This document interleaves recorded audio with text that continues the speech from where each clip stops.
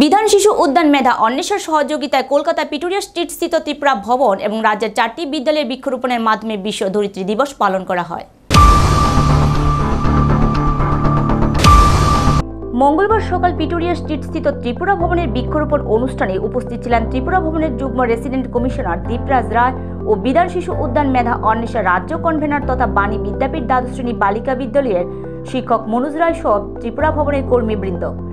অনুষ্ঠানে বক্তব্য রাখতে গিয়ে দীপরাজ বাবু বিশ্ব উষ্ণায়নের হাত থেকে বাঁচতে সবাইকে বৃক্ষরোপণের আহ্বান জানান। মঙ্গলবার দুপুরে বাণী বিদ্যাপীঠ দ্বাদশ শ্রেণী বিদ্যালয়ের বৃক্ষরোপণে উপস্থিত ছিলেন বিদ্যালয়ের প্রধান শিক্ষক শঙ্কর শাহ সহ শিক্ষক শিক্ষিকা ও ছাত্রীরা। ডক্টর বি আর আম্বেদকর উচ্চ বিদ্যালয়ের বৃক্ষরোপণের ছাত্রের সঙ্গে বিদ্যালয়ের শিক্ষক উপস্থিত ছিলেন। আচার্য প্রফুল্লচন্দ্র স্মৃতি বিদ্যামন্দিরে বৃক্ষরোপণে উপস্থিত ছিলেন বিদ্যালয়ের শিক্ষক শিক্ষিকা সহ ছাত্রীরা। এছাড়া ক্ষুদিরাম বসু ইংরেজি মাধ্যম বিদ্যালয়ের বৃক্ষরোপণে উপস্থিত ছিলেন টেকনো কলেজ অফ ইঞ্জিনিয়ারিং এর অধ্যক্ষ ডক্টর দিবাকর দেব, ত্রিপুরা বিশ্ববিদ্যালয়ের ফাইন আর্টস বিভাগের প্রধান রাজেশ ভৌমিক, রাজ্যের শিক্ষা প্রতিষ্ঠানগুলির কিচেন গার্ডেনের পরামর্শদাতা মনোজ রায় সহ বিদ্যালয়ের শিক্ষক শিক্ষিকা এবং ছাত্রছাত্রীরা।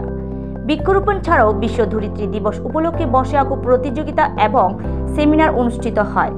সেমিনারে বৃক্ষরোপণের প্রয়োজনীয়তা নিয়ে অতিথিরা বক্তব্য রাখেন।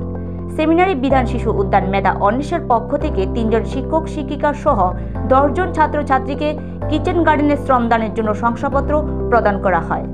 এই অনুষ্ঠানকে ঘিরে প্রতিটি বিদ্যালয়ের ছাত্রছাত্রীদের মধ্যে উৎসাহ উদ্দীপনা লক্ষ্য করা গেছে। আজকে বিশ্ব পৃথিবী দিবস এবং এই শুভ দিনে মেধা শিশু উদ্যানের উদ্যোগে আজকে ত্রিপুরা ভবনে একটা ছোট্ট আনুষ্ঠানিক কার্যক্রমের মাঝখানে বৃক্ষরোপণ আমরা সম্পন্ন করি।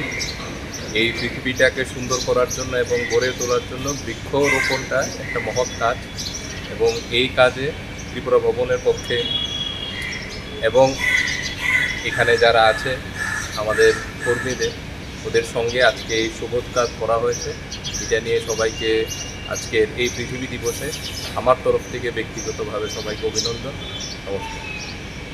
নিজস্ব প্রতিনিধি রিপোর্ট, এশিয়ান টাইমস।